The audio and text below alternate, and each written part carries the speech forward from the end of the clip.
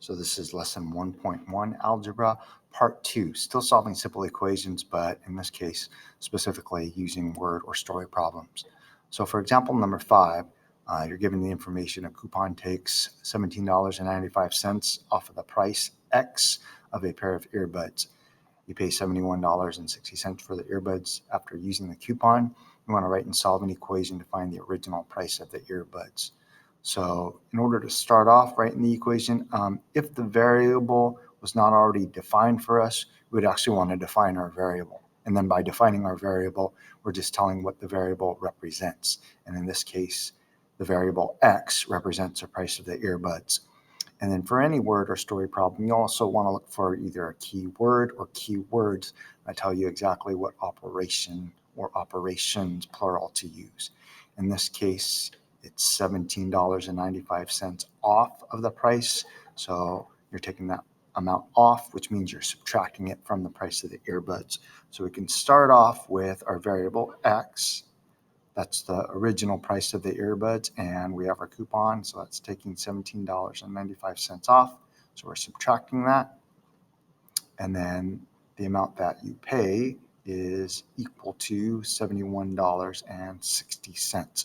So we've actually used all the information in the problem to write our equation. Sometimes if it makes it easier for you, you can cross off what you use while you're working just to make sure that you use all the information in the equation.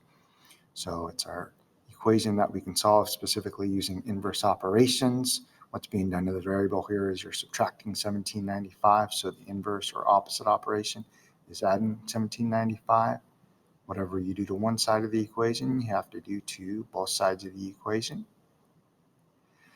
And then on the left side, when you add $17.95, the negative or minus $17.95 and the positive $17.95 cancel each other out. Just left with the variable X. That's equal to, on the right side, 7160 plus 1795 is 89.55. So that was the original price of the earbuds. And just to double check, this was the original price. If you take 1795 off, that's equal to the amount that you paid, $71.60. And so that's the solution to the equation. You could also write out what your answer represents. You could write out like the price of the earbuds before the discount or before the coupon was $89.55. And example 6, now you clean a community park for 6.5 hours and then you earn $42.25. You want to write and solve an equation to find out how much you earn per hour. So in this case, a variable is not already defined for us. We could use really whatever variable we want, but here's what we're trying to figure out: how much you earn per hour. So that's what our variable should represent. So I'm going to let H equal the amount that you earn per hour.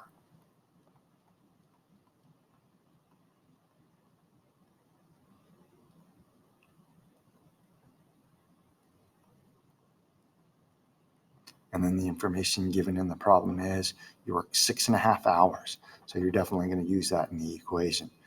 And then if you just think about it, say you earn $1 per hour. I know that's not going to be the solution to the equation, but if you work 6.5 hours, you multiply 6.5 by $1 per hour, then you would earn $6.50. If you earn $2 per hour, then you would multiply the 6.5 hours by the amount that you earn per hour. So in this case, our unknown is the amount that we earn per hour, or H. We could take 6.5 times the amount per hour, H. So I could just write it as 6.5H. And then the amount that you actually earn is $42.50. So that's the equation. We've used all the information in order to write the equation. Now to solve the equation, what's being done to the variable is you're multiplying H by 6.5. So inverse operation is to divide by 6.5. Again, whatever you do to one side of the equation, you have to do to the other. So we divide the right side by 6.5. On the left side, you're just left with H, or 1H. And then on the right side, when you divide 42.50 by 6.5, you end up with the amount per hour that you earn. And it's actually 42.25. I wrote it incorrectly. So 42.25 divided by 6.5, 6.5.